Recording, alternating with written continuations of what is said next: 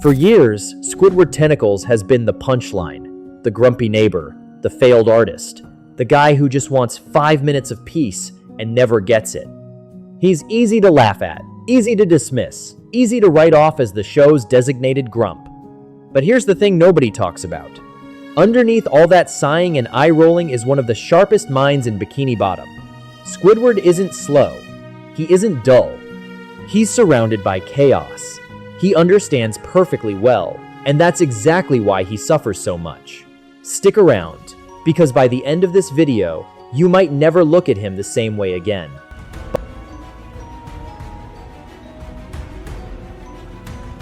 Bottom float through their days without ever questioning how strange their world actually is. Spongebob treats every ridiculous event like a grand adventure, greeting jellyfish stings and exploding restaurants with the same wide-eyed enthusiasm he'd bring to a birthday party. Patrick barely registers that anything unusual is happening at all. Confusion is just his resting state, and he seems perfectly content there. Squidward is different. He notices. He clocks the insanity of his surroundings in real time, reacts to it honestly, and gets exhausted by it the way any reasonable creature would if they had to live surrounded by talking sea sponges and underwater fire. That reaction isn't bitterness for its own sake, it's awareness. It's the response of someone who hasn't numbed himself to how strange his own life has become. He's essentially the only character operating with a clear-eyed view of just how bizarre his environment is, which means he's also the only one carrying the mental weight of it, day after day, while everyone else floats through blissfully unaware.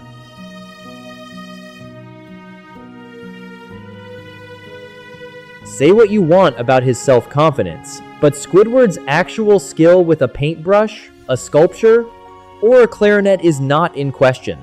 It's simply underappreciated by an audience that doesn't share his taste or understand what they're looking at. He understands technique, composition, and craft at a level none of his neighbors even attempt to engage with, let alone master.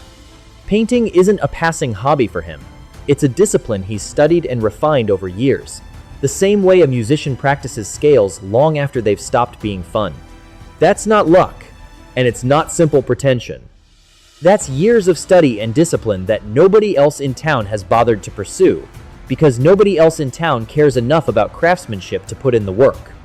The tragedy isn't that he lacks talent, it's that he's the only one around who could possibly recognize it, which means his best work is performed for an audience that will never understand what they're being shown.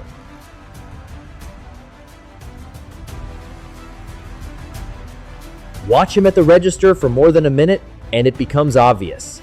Squidward is doing complex mental math, managing customer chaos and multitasking in ways his coworkers don't even attempt, let alone accomplish. He's tracking orders, handling complaints, and keeping the whole operation from tipping into disaster, all while his manager treats the job like a playground and his one coworker turns every task into a spectacle. He's not just tolerating the job, he's the only thing keeping it from collapsing into total disorder half the time, whether anyone notices or not. His frustration doesn't come from incompetence, and it never has.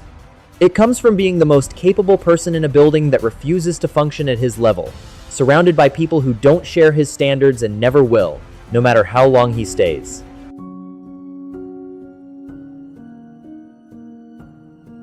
A quick comeback isn't just an attitude, it's a cognitive skill, and a fairly demanding one at that.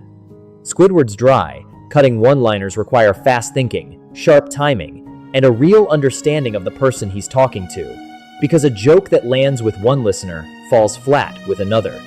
Comedians train for years to land jokes with that kind of precision, studying rhythm and delivery the way athletes study form.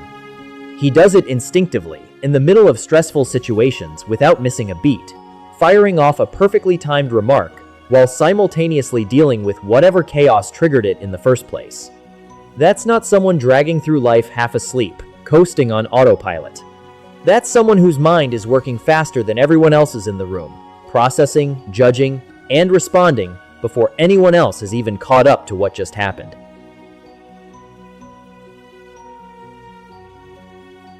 Despite constantly being annoyed by his neighbors, Squidward reads people with startling accuracy, often more accurately than they read themselves. He knows exactly how to needle someone's insecurities, exactly when a situation is about to spiral, and exactly how the people around him will react before they do it themselves, which is precisely why he so often tries to avoid them altogether. That's not simple grumpiness dressed up as insight. That's social intelligence. The kind that comes from paying close attention to patterns most people never bother to notice. He's not confused by the people around him, the way they're often confused by each other. He understands them completely, their habits, their weaknesses, their predictable reactions, which is precisely why he finds them so tiring to be around for any length of time.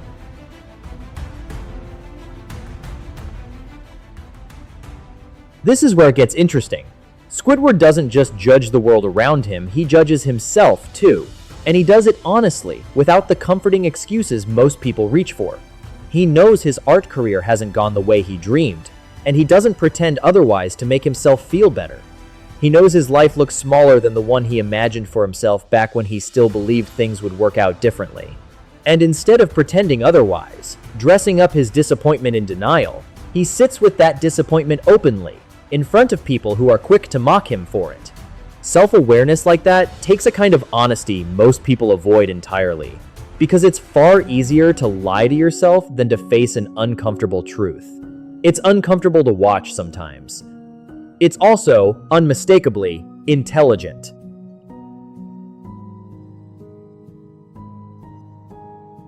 Here's the paradox nobody talks about.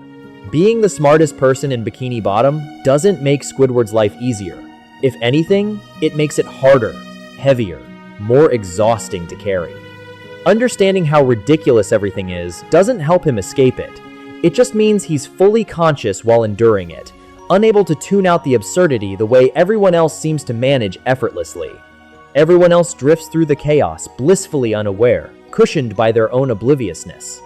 He's wide awake for all of it, every single day, with no ability to look away or pretend it isn't happening. That's not a flaw in his character, something to be fixed or corrected. That's simply the cost of being the one clear thinker in a town that doesn't reward clarity, doesn't ask for it, and honestly doesn't seem to want it.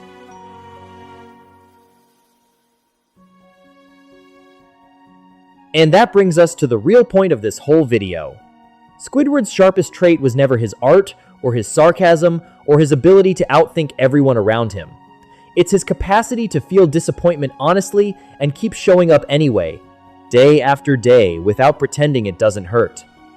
He goes back to the same job, the one he's outgrown 100 times over. He picks up the same clarinet, even when progress feels impossibly slow. He tolerates the same neighbors, day after day, fully aware of how far his life sits from the one he wanted for himself as a younger squid with bigger dreams. That's not weakness, whatever it might look like from the outside. That's a quiet, grinding kind of resilience most smart characters in fiction never have to demonstrate, because most of them get to win eventually, and the story rewards them for it. Squidward doesn't win. Not really. And he keeps going regardless. Maybe that's the smartest thing about him. He understands exactly how unremarkable his life looks from the outside, and he keeps living it with his eyes wide open anyway, refusing to look away from a truth most people would rather ignore.